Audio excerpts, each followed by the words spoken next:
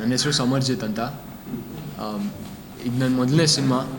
ಇವತ್ತು ನಮ್ಮ teaser release ಆಗ್ತಾ ಇರೋದು ತುಂಬ ದೊಡ್ಡ ವಿಷಯ ನಮ್ಮ ಸಿನಿಮಾಗೆ. ನೀವು ನಮ್ಮ ಪ್ರೀ ಟೀಸರ್ ಹಾಗೂ ನಮ್ಮ ಹಾಡು ಟೈಮ್ ಬರುತ್ತೆಗೆ ತುಂಬ ಪ್ರೀತಿ ತೋರಿಸಿದ್ದೀರಾ. ಈ ಪ್ರೀತಿ ನೋಡಿ ನಮ್ಗೆ ತುಂಬ ಖುಷಿಯಾಗಿದೆ. ನನಗಂತೂ ಹೇಳೋಕ್ಕಾಗದಷ್ಟು ಖುಷಿ ಆಗ್ತಾಯಿದೆ. ಇದೇ ಥರ ನಿಮ್ಮ ಆಶೀರ್ವಾದ, ನಿಮ್ಮ ಪ್ರೀತಿ ನಮ್ಮ ಸಿನಿಮಾ ಮೇಲೆ ಇರಲಿ ಅಂತ ಕೇಳ್ಕೊತೀನಿ. So thank you. ಸರ್, ನೀವು ಇಷ್ಟಪಟ್ಟು ಈ ಇಂಡಸ್ಟ್ರೀಸ್ ಬಂದಿದ್ದೀರಾ ಅಥವಾ ಯಾವ ರೀತಿ ಬಂದ್ರಿ ಅಂತ ಅನ್ಸುತ್ತೆ? ಇಲ್ಲ, ನಾನು ಚಿಕ್ಕ ವಯಸ್ಸಿಂದ ನನಗೆ ಆ್ಯಕ್ಟಿಂಗ್ ಮಾಡಬೇಕು ಅಂತ ಆಸೆ ಇತ್ತು. ಒಬ್ಬ ನಟ ಆಗಬೇಕು ಅಂತ ಚಿಕ್ಕ ವಯಸ್ಸಿಂದ ನಾನು ಥಿಯೇಟ್ರೆಲ್ಲ ಮಾಡ್ಕೊಂಡ್ಬಂದಿದ್ದೀನಿ. ಆಮೇಲೆ ಚಿಕ್ಕ ವಯಸ್ಸಲ್ಲಿ ಆ್ಯಡ್ಸ್ ಮಾಡ್ತಾಯಿದ್ದೆ. ಅಪ್ಪಂದಲ್ಲಿ ಚಿಕ್ಕ ಚೈಲ್ಡ್ ಆರ್ಟಿಸ್ಟಾಗಿ ಮಾಡ್ತಾಯಿದ್ದೆ. ಆಮೇಲೆ ನಾನು ಕಾಲೇಜ್ ಹೋಗ್ಬೇಕಾದ್ರೂ ನಾನು ಥಿಯೇಟರ್ ಸ್ಟಡೀಸ್ ಕಲ್ತ್ಕೊಂಡು ಅಸಿಸ್ಟೆಂಟ್ ಡೈರೆಕ್ಟರಾಗಿ ಯೋಗರಾಜ್ ಭಟ್ ಸರ್ ಕೆಳಗಡೆ ಒಂದು 2 ಸಿನಿಮಾ ಮಾಡಿದೆ. ಹಾಗೆ ಕಾಲೇಜಲ್ಲಿ ಡಿಗ್ರಿನೇ ಮಾಡ್ದೆ 3 ವರ್ಷ. ಅದು ಥಿಯೇಟರ್ ಸ್ಟಡೀಸ್ ಅಂತಲೇ, ಅದು ಬೆಂಗಳೂರಲ್ಲಿ ಒಂದೇ ಕಾಲೇಜಲ್ಲಿ ಇರೋದು, ಕ್ರೈಸ್ಟ್ ಕಾಲೇಜಲ್ಲಿ. ಅದನ್ನ ಹೇಳು, ಡಿಗ್ರಿನಲ್ಲೇ ಪ್ರಾಕ್ಟಿಕಲ್ ಆಗಿ ಅದನ್ನು ಕಲಿಯೋಂಥದ್ದು ಆರಾಮಾಗಿ. ಅದ್ರ ಜೊತೆ ನಾನು ಡ್ಯಾನ್ಸ್ ಟ್ರೈನಿಂಗು, ಫೈಟ್ ಟ್ರೈನಿಂಗು, ಆಮೇಲೆ ಈ ಸಿನಿಮಾಗೆ ಏನೇನು ಬೇಕಾಗಿತ್ತೋ ಅದೆಲ್ಲ ಟ್ರೈನಿಂಗ್ ತೊಗೊಂಡು, ಕ್ಯಾರೆಕ್ಟರ್ ಹೇಗಿರಬೇಕು ಅಂತ ನಾನು ಟ್ರೈನಿಂಗ್ ತೊಗೊಂಡು ಈ ಸಿನಿಮಾ ಶುರು ಮಾಡಿದ್ದು.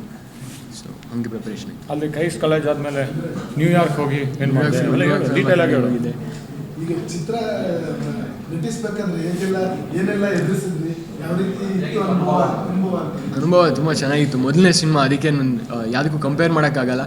ಬಟ್ ಇದೊಂಥರ ಅಮೇಝಿಂಗ್ ಎಕ್ಸ್ಪೀರಿಯೆನ್ಸ್ ಇತ್ತು.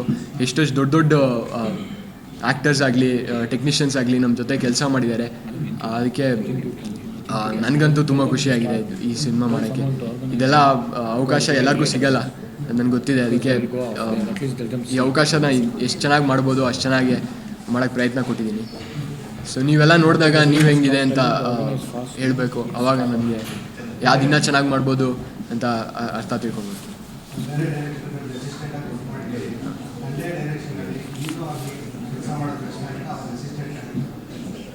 ಇಲ್ಲ, ಎಲ್ಲದಕ್ಕೂ ಅದೇ ಚಾಲೆಂಜಸ್ ಇರುತ್ತೆ. ಆದರೆ ಅಪ್ಪನ ಜೊತೆ ಕೆಲಸ ಮಾಡೋಕ್ಕೆ ತುಂಬ ಅದೃಷ್ಟವಂತ ನಾನು. ಬಟ್ ಎರಡೂ ಚೆನ್ನಾಗಿತ್ತು.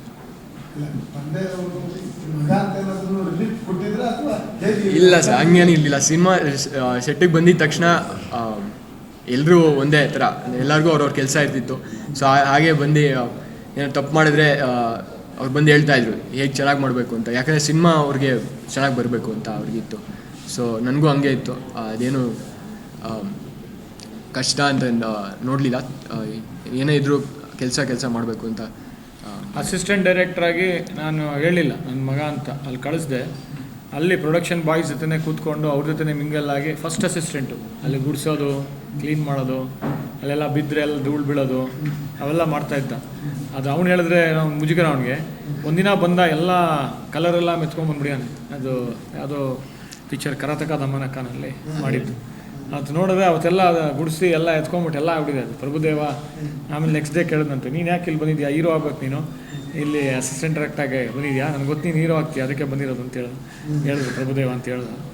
ಸೊ ಮಾಡಿದ್ದಾನೆ, ಕಷ್ಟಪಟ್ಟಿದ್ದಾನೆ. ಡ್ಯಾನ್ಸು ಅಷ್ಟೇ. ಆಮೇಲೆ ಅವ್ನು ಹೇಳ್ತಾ ಇಲ್ಲ ಮುಜುಗರ ಪಟ್ಕೊಂಡು.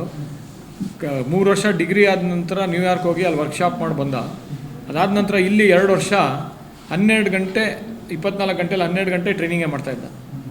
ಅದು ಬೆಳಿಗ್ಗೆ ಎದ್ದರೆ ಹೋಗ್ಬಿಟ್ಟು ಫಸ್ಟು ಇದು ಜಿಮ್ನಾಸ್ಟಿಕ್ಸ್ಗೆ ಹೋಗೋದು.